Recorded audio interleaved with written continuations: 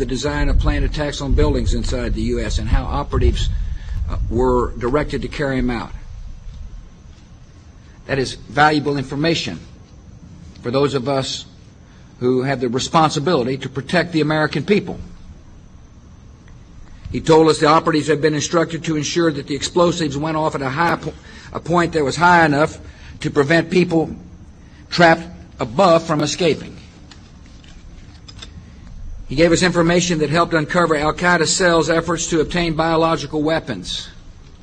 This is Building 7, a 47-story skyscraper that fell on the afternoon of September 11th. The government says that fire brought it down. However, 1,500 architects and engineers concluded it was a controlled demolition. Over 6,000 of my fellow service members have given their lives. And thousands of my fellow first responders are dying. I'm not a conspiracy theorist. I'm a structural engineer. I'm a New York City correction officer. I'm an Air Force pilot. I'm a father who lost his son. We're Americans, and we deserve... I lost my husband. My son. My uncle. My nephew. September 11th, 2001. Most people don't know a third tower fell that day. The government says fire brought it down. The collapse of World Trade Center 7 was primarily due to fires. I, along with 1,400 other architects and engineers, have found the government's conclusion to be physically impossible. Impossible. We need the truth about what happened that day. Go to rememberbuilding7.org. Why it fell, why it matters, and what you can do. Good for the rent-a-troop business. Prince William used his royal connections in Denmark and England to provoke these wars. King George III of England rented Hessian soldiers from Mayor Rothschild and Prince William to fight the American colonists. American colonists had already shot down millions of North American Indians whose spears and arrows were helpless against the deadly gunfire. The worst Holocaust in human history occurred not in Nazi Germany, but on American soil.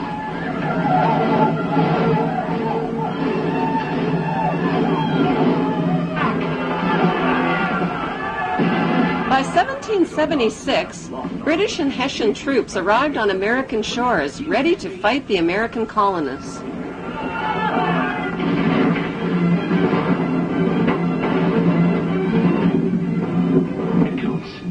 They're preparing for an attack. And we won't have long to wait either. See there? Hessian troops to the north.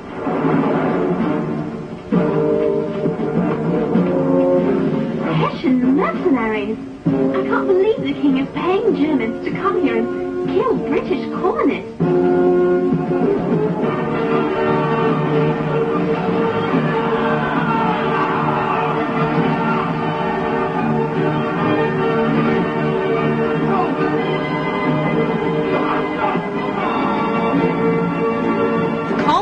Won their independence, and Mayor Rothschild won his blood money for the heads of each and every Hessian soldier killed on the battlefield.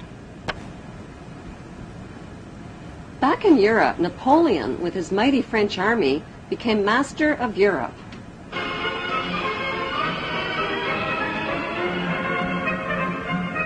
When Napoleon and his troops stormed into Frankfurt, Germany, William feared for his life and his vast fortune. He left $3 million in the hands of Mayor Rothschild to pay the Hessian soldiers. Then he escaped to Denmark to stay with his royal relatives, all of whom were descendants of the tribe of Dan.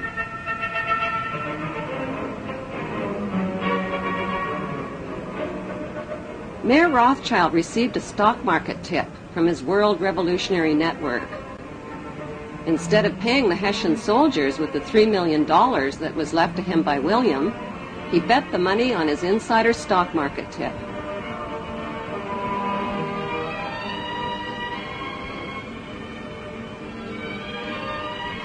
With his new fortune, Mayor Rothschild set up 5 family banks to be run by each of his 5 sons in London, Paris, Naples, Frankfurt, and Vienna. On September 19, 1812, Mayor Rothschild died at the age of 68.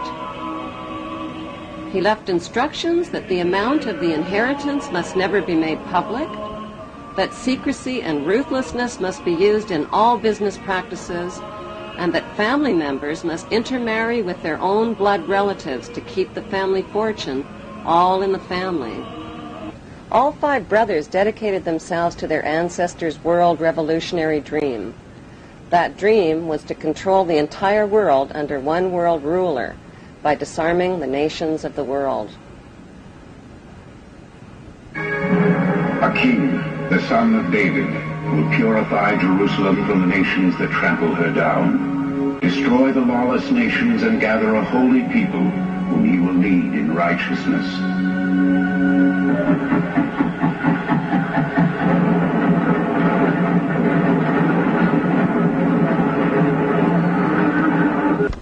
Mayor Rothschild's most successful sons were Nathan, who ran the London Bank, and James, who ran the Paris Bank. Together, they changed the face of history and became known throughout Europe as the Demon Brothers. Their father had given them a detailed New World Order plan for world control. Adam Weishaupt wrote and completed the plan on May 1st, 1776, with Rothschild financing. It was a futuristic plan that would put New World Order members over the next centuries into political power positions. I, George Walker Bush, do solemnly swear. I, George Walker Bush, do solemnly. It was a plan to divide and conquer the nations of the world by provoking wars, then profiting from war loans and from the sale of weapons to both sides. Exhausted by war, terror, and chaos, humanity would eventually bow down to one world ruler and one world army as a solution.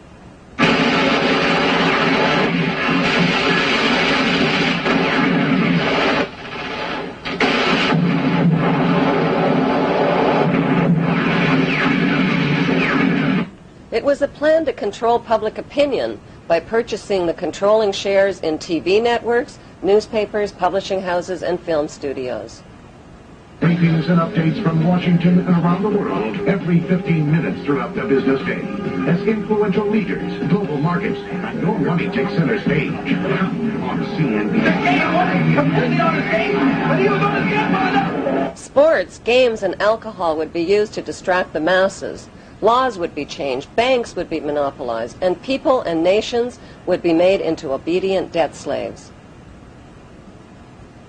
With Rothschild financing, Adam Weishaupt formed a secret world revolutionary group called the Illuminati.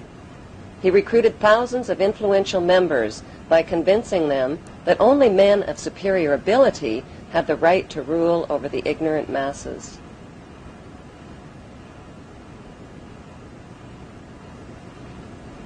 French police exposed the plan when they found documents on an Illuminati courier who was struck by lightning while traveling from Germany to France.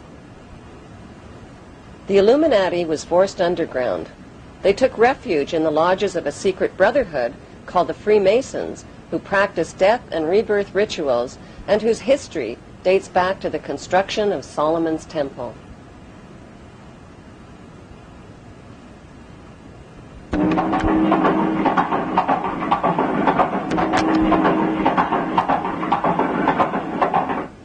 Nathan and James Rothschild came up with a scheme that would put the Illuminati plan for world control into action. It would also make them filthy rich. The brothers helped finance both sides of Napoleon's famous Battle of Waterloo between the French and the English.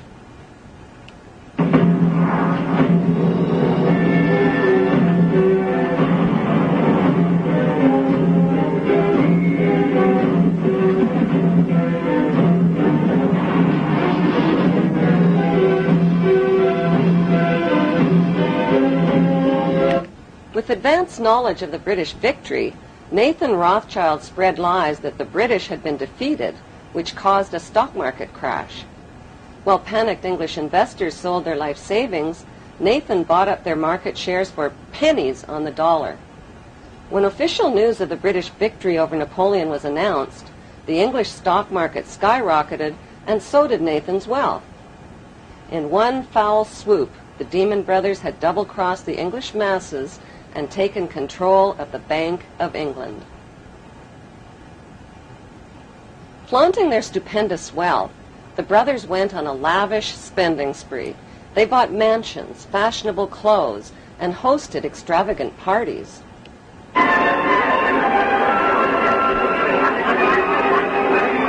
By By 1818, they had picked the pockets of French investors by crashing the French government bond market. According to plan, the brothers formed the world's first international bank and named it N.M. Rothschild and Sons. The Pope became their most famous customer. The Catholic Church, which had financed the wholesale slaughter, torture, and looting of hundreds of thousands of Muslims during the Christian Crusades, were now doing business with the Demon Brothers. By 1823, the Rothschilds were guardians of the entire papal treasure and took over the financial operations of the Catholic Church.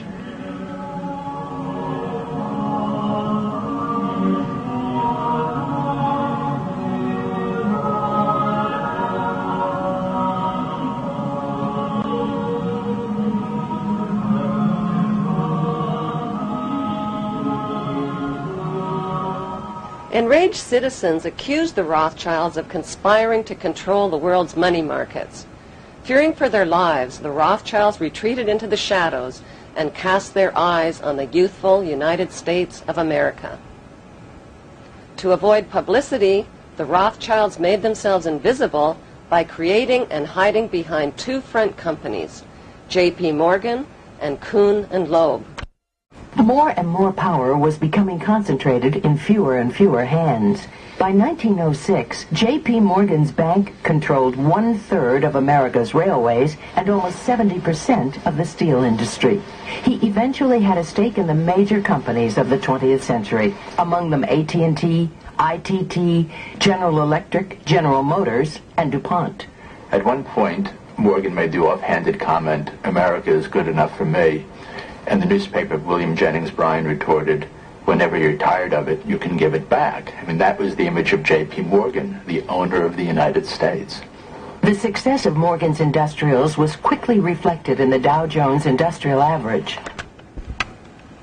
The Rothschilds bought controlling interest in England's British East India Shipping Company and the illegal opium trade with China. They offered junior partnerships to New England